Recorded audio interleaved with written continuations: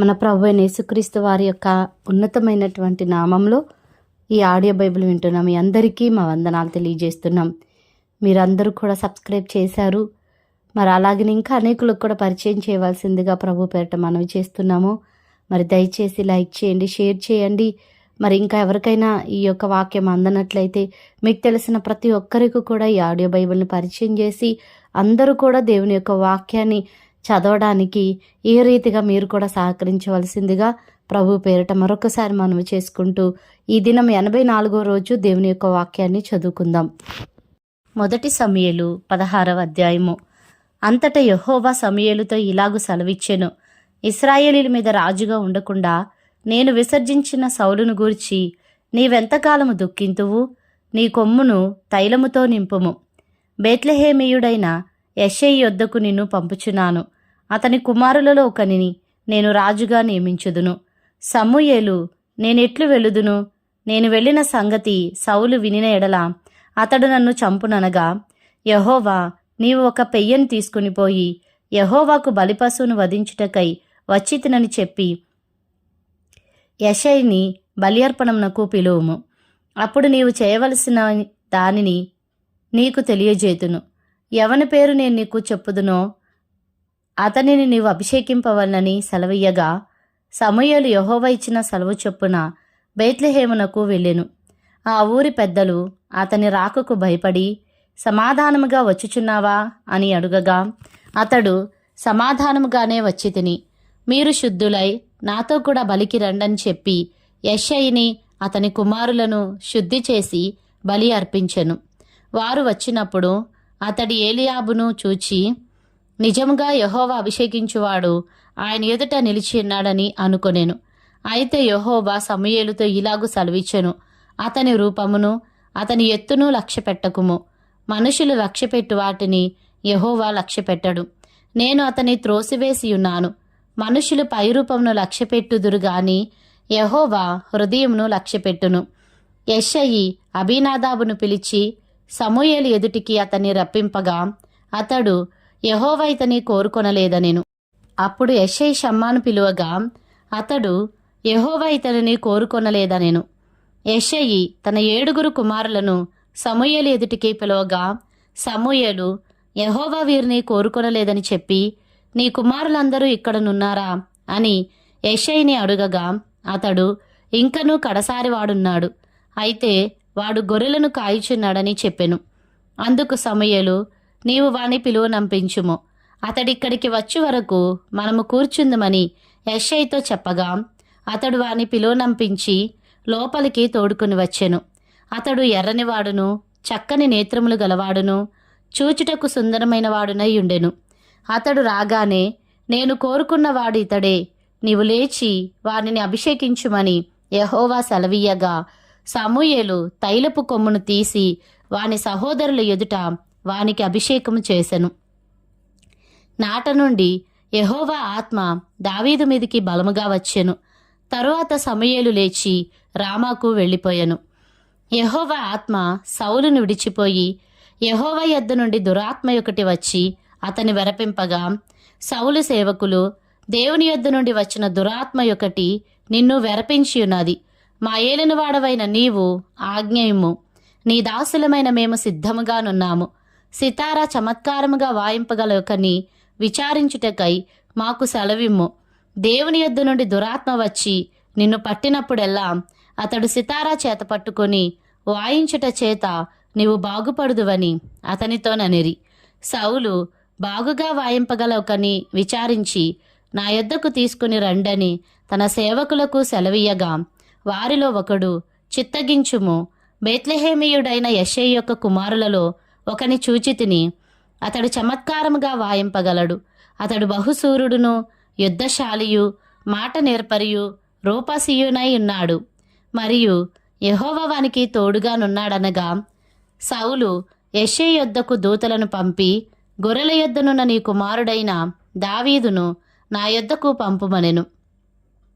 అప్పుడు యెషయి ఒక గార్ధబం మీద రొట్టెలను ద్రాక్షారసపు తిత్తిని ఒక మేకపిల్లను వేయించి తన కుమారుడైన దావీదు చేత సౌలు నొద్దకు పంపెను. దావీదు సౌలు దగ్గరకు వచ్చి అతని ఎదుట నిలవబడగా అతని యందు సౌలునకు బహు ఇష్టము పుట్టెను. అతడు సౌలు ఆయుధములను మోయేవాడాయెను. అంతటా సౌలు, దావీదు నా అనుగ్రహము పొందెను గనుక అతడు నా సముఖమందు సేవ చేయుటకు ఒప్పుకొనుమని యెషయికి వర్తమానము పంపెను. దేవుని యొద్ద నుండి దురాత్మ వచ్చి సౌలును పట్టినప్పుడెల్లా దావీదు సితారా చేత పట్టుకొని వాయింపగా దురాత్మ అతన్ని విడిచిపోయెను.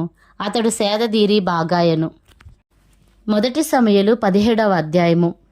ఫిలిస్తీయులు తమ సైన్యములను యుద్ధమునకు సమకూర్చి యూదా దేశంలోని సోకోలో కూడి ఏఫస్ దమ్మీము దగ్గర సోకోకును అజేకాకును మధ్యను దిగియుండగా సౌలును ఇశ్రాయేలీయులను కూడివచ్చి ఏలాలోయలో దిగి ఫిలిస్తీయులకెదురుగా యుద్ధ పంక్తులు తీర్చిరి.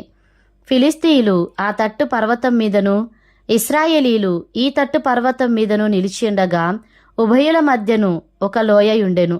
గాతువాడైన గొలియాతు అను శూరుడొకడు ఫిలిస్తీయుల దండులో నుండి బయలుదేరుచుండెను. అతడు 6 మూళ్ల జేనుడు ఎత్తు మనిషి.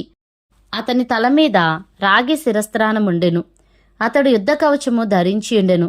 ఆ కవచము 5,000 తులముల రాగి ఎత్తుగలది. మరియు అతని కాళ్లకు రాగి కవచమును అతని భుజముల మధ్యను రాగి బల్లెమొకటి ఉండెను. అతని ఈటె కర్ర నేతగాని దోనె అంతా పెద్దది. మరియు అతని ఈటె కొన 600 తులముల ఇనుము ఎత్తుగలది. ఒకడు డాలును మోయిచు అతని ముందర పోవుచుండెను.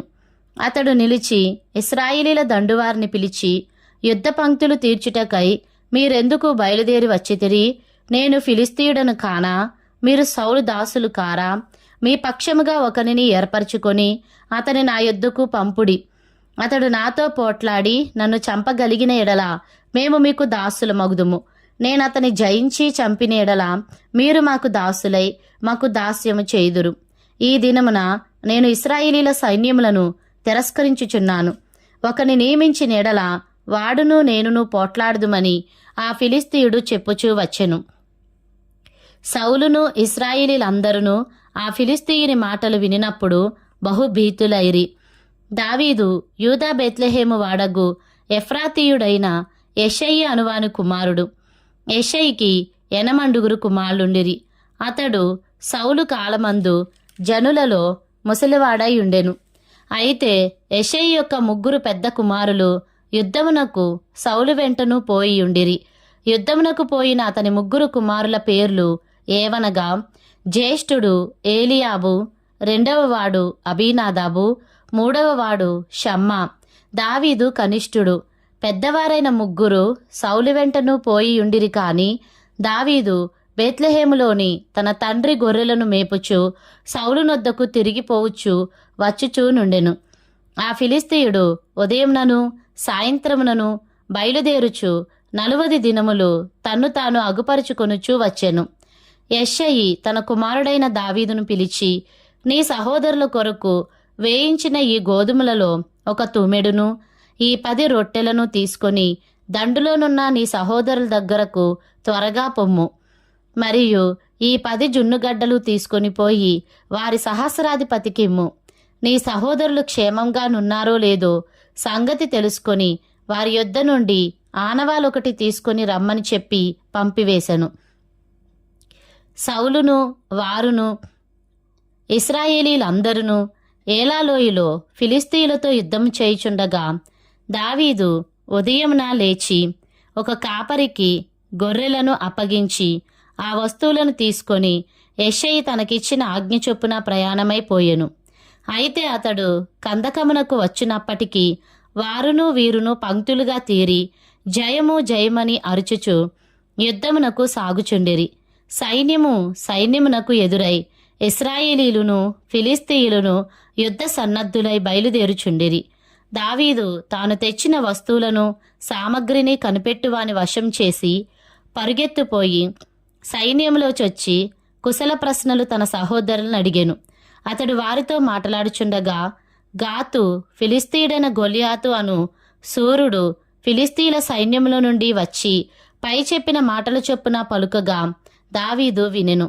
ఇశ్రాయేలీలందరూ ఆ మనిషిని చూచి మిక్కిలి భయపడి వాని ఎదుటి నుండి పారిపోగా ఇశ్రాయేలీలో ఒకడు వచ్చుచున్న ఆ మనిషిని చూచితిరే. నిజముగా ఇశ్రాయేలీలను తిరస్కరించుటకై వాడు బయలుదేరుచున్నాడు. వానిని చంపిన వానికి రాజు బహుగా ఐశ్వర్యము కలగజేసి తన కుమార్తెనిచ్చి పెండ్లి చేసి వాని తండ్రి ఇంటి వారిని ఇశ్రాయేలీలలో స్వతంత్రులుగా చేయుననగా, దావీదు జీవము గల దేవుని సైన్యములను తిరస్కరించుటకు ఈ సున్నతి లేని ఫిలిస్తీయుడు ఎంతటివాడు? వాని చంపి ఇశ్రాయేలీల నుండి ఈ నింద తొలగించిన వానికి బహుమతి ఏమని తన యొద్ద నిలిచిన వారిని అడుగగా, జనులు వాని చంపిన వానికి ఇట్లిట్లు చేయబడునని అతనికి ఉత్తరమిచ్చిరి. అతడు వారితో మాట్లాడునది అతని పెద్దన్నయగు ఏలీయాబునకు వినబడగా, ఏలీయాబునకు దావీదు మీద కోపము వచ్చి అతనితో, నీవిక్కడికి ఎందుకు వచ్చితివి? అరణ్యములోని ఆ చిన్న గొర్రెమందను ఎవరు వశము చేసితివి? నీ గర్వమును నీ హృదయపు చెడుతనమును నేనెరుగుదును. యుద్ధము చూచుటకే కదా నీవు వచ్చితివనెను. అందుకు దావీదు, నేనేమి చేసితిని? మాట మాత్రము పలికితినని చెప్పి అతని యొద్ద నుండి తొలగి తిరిగి మరొకని ఆ ప్రకారమే అడుగగా, జనులు వానికి అదే ప్రకారము ప్రత్యుత్తరమిచ్చిరి. దావీదు చెప్పిన మాటలు నలుగురికిని తెలియగా జనులు ఆ సంగతి సౌలుతో తెలియజెప్పిరి గనుక అతడు దావీదును పిలువనంపెను. ఈ ఫిలిస్తీని బట్టి ఎవరి మనస్సును కృంగ నిమిత్తము లేదు. మీ దాసునైన నేను వానితో పోట్లాడుదునని దావీదు సౌలుతో అనగా, సౌలు, ఈ ఫిలిస్తీని ఎదుర్కొని వానితో పోట్లాడుటకు నీకు బలము చాలదు. నీవు బాలుడవు. వాడు బాల్యం నుండి యుద్ధాభ్యాసము చేసిన వాడని దావీదుతో అనెను. అందుకు దావీదు సౌలుతో ఇట్లనెను, మీ దాసునైన నేను నా తండ్రి యొక్క గొర్రెలను కాయిచుండా సింహమును ఎలుగుబంటిను వచ్చి మందలో నుండి ఒక గొర్రెపిల్లను ఎత్తుకొని పోవుచుండగా నేను దానిని తరిమి చంపి దాని నోట నుండి ఆ గొర్రెను విడిపించితిని. అది నా మీదికి రాగా దాని గడ్డము పట్టుకొని దానిని కొట్టి చంపితిని. మీ దాసునైన నేను ఆ సింహమును ఎలుగుబంటిని చంపితినే. జీవము గల దేవుని సైన్యములను తిరస్కరించిన ఈ సున్నతి లేని ఫిలిస్తీయుడు వాటిలో ఒకదాని వలె అగుననియు, సింహము యొక్క బలము నుండియు ఎలుగుబంటి యొక్క బలము నుండియు నన్ను రక్షించిన యెహోవా ఈ ఫిలిస్తీని చేతిలో నుండి కూడాను నన్ను విడిపించునని చెప్పెను. అందుకు సౌలు, పొమ్ము, యెహోవా నీకు తోడుగా నుండునుగాక అని దావీదుతో అనెను. పిమ్మట సౌలు తన యుద్ధ వస్త్రములను దావీదునకు ధరింపజేసి రాగి శిరస్త్రాణం ఒకటి అతనికి కట్టి యుద్ధ కవచము తొడిగించెను. ఈ సామగ్రి దావీదునకు వాడుకలేదు గనుక తాను తొడిగిన వాటిపైన కత్తి కట్టుకొని వెళ్ళకలిగినది లేనిది చూచుకొనిన తరువాత దావీదు, ఇవి నాకు వాడుకలేదు, వీటితో నేను వెళ్ళలేనని సౌలుతో చెప్పి వాటిని తీసివేసి తన కర్ర చేత పట్టుకొని ఏటి లోయలో నుండి 5 నున్నని రాళ్లను ఏరుకొని తన యొద్దనున్న చిక్కంలో నుంచుకొని వడిసెల చేత పట్టుకొని ఆ ఫిలిస్తీను చేరువకు పోయెను. డాలు మోయువాడు తనకు ముందు నడువగా ఆ ఫిలిస్తీయుడు బయలుదేరి దావీదు దగ్గరకు వచ్చి చుట్టూ పారచూచి దావీదును కనుగొని అతడు బాలుడై ఎర్రటివాడును రూపసీయునై ఉండుట చూచి అతని తృణీకరించెను. ఫిలిస్తీయుడు కర్ర తీసుకొని, నీవు నా మీదికి వచ్చుచున్నావే, నేను కుక్కనా అని దావీదుతో చెప్పి తన దేవతల పేరట దావీదును శపించెను. నా దగ్గరకు రమ్ము, నీ మాంసమును ఆకాశ పక్షులకును భూమృగములకును ఇచ్చివేతునని ఆ ఫిలిస్తీయుడు దావీదుతో అనగా, దావీదు, నీవు కత్తెయు ఈటెయు బల్లెమును ధరించుకొని నా మీదికి వచ్చుచున్నావు. అయితే నీవు తిరస్కరించిన ఇశ్రాయేలీల సైన్యములకు అధిపతియగు యెహోవా పేరట నేను నీ మీదికి వచ్చుచున్నాను. ఈ దినమున యెహోవా నిన్ను నా చేతికి అప్పగించును. నేను నిన్ను చంపి నీ తల తెగవేతును. ఇశ్రాయేలీలలో దేవుడున్నాడని లోక నివాసులందరినూ తెలుసుకొనున్నట్లు నేను ఈ దినమున ఫిలిస్తీయుల యొక్క కళేబరములను ఆకాశ పక్షులకును భూమృగములకును ఇత్తును. అప్పుడు యెహోవా కత్తి చేతను ఈట చేతను రక్షించువాడు కాడని ఈ దండువారందరూ తెలుసుకొందురు. యుద్ధము యెహోవాదే, ఆయన మిమ్మను మా చేతికి అప్పగించునని చెప్పెను.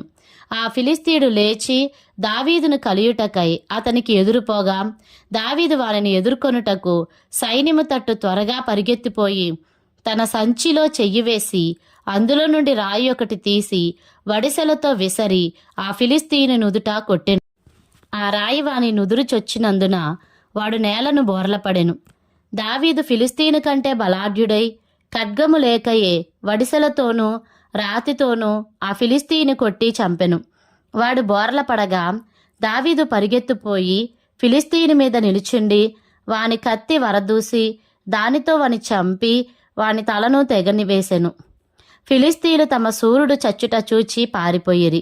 అప్పుడు ఇశ్రాయేలు వారును యూదావారును లేచి జయము జయమని అరుచుచు లోయ వరకును షరాయిము ఎక్రోను వరకును ఫిలిస్తీయులను తరుమగా ఫిలిస్తీయులు హతులై షరాయిము ఎక్రోను మార్గమున గాతు ఎక్రోను అను పట్టణముల వరకు కూలిరి. అప్పుడు ఇశ్రాయేలీలు ఫిలిస్తీయులను తరుమట మాని తిరిగి వచ్చి వారి డేరాలను దోచుకొనిరి. అయితే దావీదు ఆ ఫిలిస్తీయుని ఆయుధములను తన డేరాలో ఉంచుకొని అతని తలను తీసుకొని యెరూషలేమునకు వచ్చెను. సౌలు దావీదు ఫిలిస్తీయునికి ఎదురుగా పోవుట చూచినప్పుడు తన సైన్యాధిపతి అయిన అబ్నేరును పిలిచి, అబ్నేరు, ఈ యవ్వనుడు ఎవని కుమారుడని అడుగగా అబ్నేరు, రాజా, నీ ప్రాణము తోడు నాకు తెలియదనెను. అందుకు రాజు, ఈ పడుచువాడు ఎవని కుమారుడు అడిగి తెలుసుకొమ్మని అతనికి ఆజ్ఞ ఇచ్చెను. దావీదు ఫిలిస్తీయుని చంపి తిరిగి వచ్చినప్పుడు అబ్నేరు అతని పిలుచుకొని పోయి ఫిలిస్తీయుని తల చేతనుండగా అతని సౌలు దగ్గరకు తోడుకొని వచ్చెను. సౌలు అతన్ని చూచి, చిన్నవాడా, నీవెవని కుమారుడువని అడుగగా దావీదు, నేను బెత్లెహేమీయుడైన యెషయ్యను నీ దాసుని కుమారుడునని ప్రత్యుత్తరం ఇచ్చెను. 1 సమూయేలు 18వ అధ్యాయము. దావీదు సౌలుతో మాట్లాడుట చాలించినప్పుడు యోనాతాను హృదయము దావీదు హృదయముతో కలిసిపోయెను. యోనాతాను దావీదును తనకు ప్రాణస్నేహితునిగా భావించుకొని అతని ప్రేమించెను. ఆ దినమున అతని తండ్రి ఇంటికి తిరిగి అతని వెళ్ళనీయక సౌలు అతన్ని చేర్చుకొనెను. దావీదు తనకు ప్రాణస్నేహితుడని భావించుకొని అతనిని ప్రేమించుచు యోనాతాను అతనితో నిబంధన చేసుకొనెను. మరియు యోనాతాను తన దుప్పటిని, తన కత్తిని, తన విల్లును, నడికట్టును తీసి దావీదునకిచ్చెను. దావీదు సౌలు తనను పంపిన చోట్లకెళ్ళను పోయి సుబుద్ధి కలిగి పని చేసుకుని వచ్చెను గనుక సౌలు యోధుల మీద అతనిని నియమించెను. జనులందరి దృష్టికిని సౌలు సేవకుల దృష్టికిని దావీదు అనుకూలుడై ఉండెను. దావీదు ఫిలిస్తీయుని హతము చేసి తిరిగి వచ్చినప్పుడు స్త్రీలు ఇశ్రాయేలీల ఊళ్ళన్నిటిలో నుండి తంబురులతోనూ సంభ్రమముతోనూ వాద్యములతోనూ పాడుచు నాట్యమాడుచు రాజైన సౌలును ఎదుర్కొనుటకై వచ్చిరి. ఆ స్త్రీలు గాన ప్రతిగానములు చేయిచు వాయించుచు సౌలు 1000 కొలదియు దావీదు 10,000 కొలదియు శత్రువులను హతము చేసిరనిరి. ఆ మాటలు సౌలునకు ఇంపుగా నుండనందున అతడు బహుకోపం తెచ్చుకొని, వారు దావీదునకు 10,000 కొలది అనియు నాకు 1000 కొలది అనియు స్తుతులు పాడిరే, రాజ్యము తప్ప మరి ఏమి అతడు తీసుకొనగలడు అనుకొనెను. కాబట్టి నాట నుండి సౌలు దావీదు మీద ఉషపు చూపు నిలిపెను. మరునాడు దేవుని యొద్ద నుండి దురాత్మ సౌలు మీదికి బలముగా వచ్చినందున అతడు ఇంటిలో ప్రవచించుచుండగా దావీదు మునుపటిలాగున వీణ చేత పట్టుకొని వాయించెను. ఒకప్పుడు సౌలు చేతిలో నొక ఈటయుండగా దావీదును పొడిచి గోడకు బిగించదును అనుకొని సౌలు ఆ ఈటెను విసిరెను. అయితే అది తగలకుండా దావీదు 2 మారులు తప్పించుకొనెను. యెహోవా తనను విడిచి దావీదునకు తోడైయుండుట చూచి సౌలు దావీదునకు భయపడెను. కాబట్టి సౌలు అతని తన యొద్ద నుండనీయక సహస్రాధిపతిగా చేసెను. అతడు జనులకు ముందు వచ్చుచూ పోవుచూ నుండెను. మరియు దావీదు సమస్త విషయములలో సుబుద్ధి కలిగి ప్రవర్తింపగా యెహోవా అతనికి తోడుగా ఉండెను. దావీదు మిగుల సుబుద్ధి గలవాడై ప్రవర్తించుట సౌలు చూచి మరి అధికముగా అతనికి భయపడెను. ఇశ్రాయేలు వారితోనూ యూదావారితోనూ దావీదు జనులకు ముందు వచ్చుచు పోవుచు నుండుట చేత వారు అతనిని ప్రేమింపగా సౌలు నా చెయ్యి వాని మీద పడకూడదు, ఫిలిస్తీన్ల చెయ్యి వాని మీద పడునుగాక అనుకొని, దావీదు, నా పెద్ద కుమార్తె అయిన మేరాబును నీకిత్తును, నీవు నా పట్ల యుద్ధశాలువై ఉండి యెహోవా యుద్ధములను జరిగింపవలనెను. అందుకు దావీదు, రాజునకు అల్లుడనగుటకు నేనెంతటి వాడను? నా స్థితి అయినను ఇశ్రాయేలులో నా తండ్రి కుటుంబమైనను ఏపాటివని సౌలుతో అనెను. అయితే సౌలు కుమార్తె అయిన మేరాబును దావీదునకు ఇయ్యవలసి ఉండగా సౌలు ఆమెను మెహోలతీయుడైన అద్రీయేలుకిచ్చి పెండ్లి చేసెను. అయితే తన కుమార్తె అయిన మీకాలు దావీదు మీద ప్రేమ కలిగి ఉండగా సౌలు విని సంతోషించి ఆమె అతనికి ఉరిగా నుండునట్లును ఫిలిస్తీన్ల చెయ్యి అతని మీద నుండునట్లును నేను ఆమెను అతనికి ఇత్తుననుకొని, ఇప్పుడు నీవు మరియొక్క దాని చేత నాకు అల్లుడు వగుదు అని దావీదుతో చెప్పి తన సేవకులను పిలిపించి, మీరు దావీదుతో రహస్యముగా మాట్లాడి రాజు నీ యందు ఇష్టము కలిగి ఉన్నాడు, అతని సేవకులు అందరూ నీ ఎడల స్నేహంగానున్నారు, కాబట్టి నీవు రాజునకు అల్లుడవు కావాలనని చెప్పవలనని ఆజ్ఞ ఇచ్చెను. సౌలు సేవకులు ఆ మాటలను బట్టి దావీదుతో సంభాషింపక, దావీదు, నేను దరిద్రుడనై ఎన్నికలేని వాడనై ఉండగా రాజునకు అల్లుడనగుట స్వల్ప విషయమని మీకు తోచునా అని వారితో అనగా, సౌలు సేవకులు దావీదు పలికిన మాటలు అతనికి తెలియజేసిరి. అందుకు సౌలు ఫిలిస్తీన్ల చేత దావీదును పడగొట్టవలనన్న తాత్పర్యం గలవాడై రాజు ఓలిని కోరక రాజు శత్రువుల మీద పగ తీర్చుకొనవలనని ఫిలిస్తీన్ల 100 ముందోళ్లు కోరుచున్నాడని దావీదుతో చెప్పుడనెను. సౌలు సేవకులు ఆ మాటలు దావీదునకు తెలియచేయగా తాను రాజునకు అల్లుడు కావాలనన్న కోరిక గలవాడై గడువు దాటక మునిపే లేచి తన వారితో పోయి ఫిలిస్తీన్లలో 200 మందిని హతము చేసి వారి ముందోళ్లు తీసుకొని వచ్చి రాజునకు అల్లుడగుటకై కావలసిన లెక్క పూర్తి చేసి అప్పగింపగా సౌలు తన కుమార్తె అయిన మీకాలును అతనికిచ్చి పెండ్లి చేసెను. యెహోవా దావీదునకు తోడుగా నుండుటయు తన కుమార్తె అయిన మీకాలు అతని ప్రేమించుటయు సౌలు చూచి దావీదునకు మరి ఎక్కువగా భయపడి ఎల్లప్పుడూ దావీదు మీద విరోధంగా ఉండెను. ఫిలిస్తీన్ల సర్దారులు యుద్ధమునకు బయలుదేరుచూ వచ్చిరి. వారు బయలుదేరినప్పుడెల్లను దావీదు బహువివేకము కలిగి ప్రవర్తించుచూ రాగా సౌలు సేవకులందరికంటే అతని పేరు బహుప్రసిద్ధికెక్కెను.